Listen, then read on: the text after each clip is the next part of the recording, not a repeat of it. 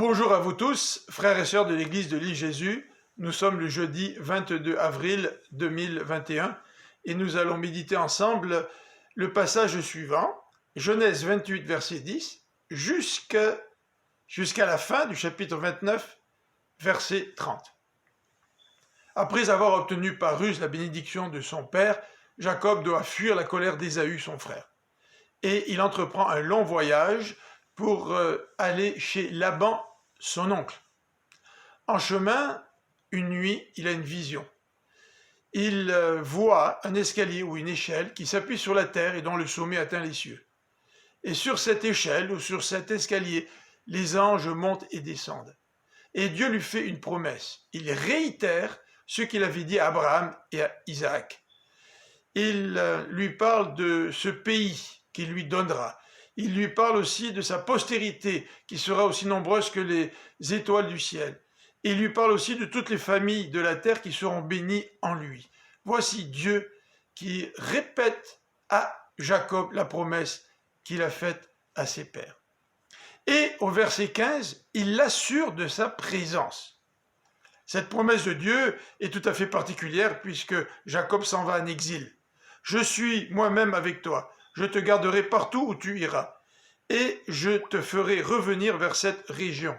Je ne t'abandonnerai pas, mais j'accomplirai ce que je t'ai promis. Et au lieu d'accepter l'engagement de Dieu, Jacob va négocier avec lui, en lui disant au verset 20, « Si Dieu est avec moi, s'il me protège au cours du voyage que je suis en train de faire, s'il me fournit de quoi manger et me vêtir, et si je reviens sain et sauf chez mon Père, alors l'Éternel sera mon Dieu. » Au lieu d'accepter la parole de Dieu, au lieu de se confier en lui, Jacob négocie avec Dieu. Et c'est parfois notre expérience. Parfois, nous aussi, nous négocions avec Dieu au lieu de lui faire confiance. Au chapitre 29, nous voyons Jacob qui arrive chez Laban et qui rencontre sa fille, la fille de Laban, Rachel. Et cette rencontre nous fait penser à celle du serviteur d'Abraham lorsqu'il est parti chercher une femme pour Isaac.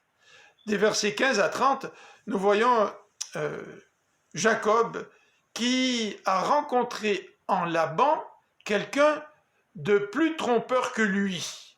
Laban va lui promettre de lui donner Rachel, sa fille, en mariage, s'il travaille 7 ans pour lui.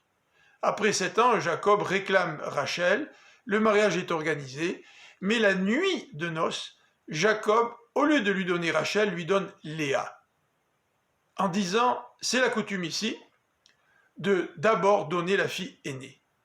Mais Jacob ne s'en rend pas compte, ce n'est que le matin, après la nuit de noces, qu'il se réveille et découvre qu'il a été trompé. Et Jacob entend Laban, son beau-père, lui dire, si tu travailles 7 années de plus, je consens à te donner celle que tu aimes, c'est-à-dire Rachel, c'est-à-dire la cadette.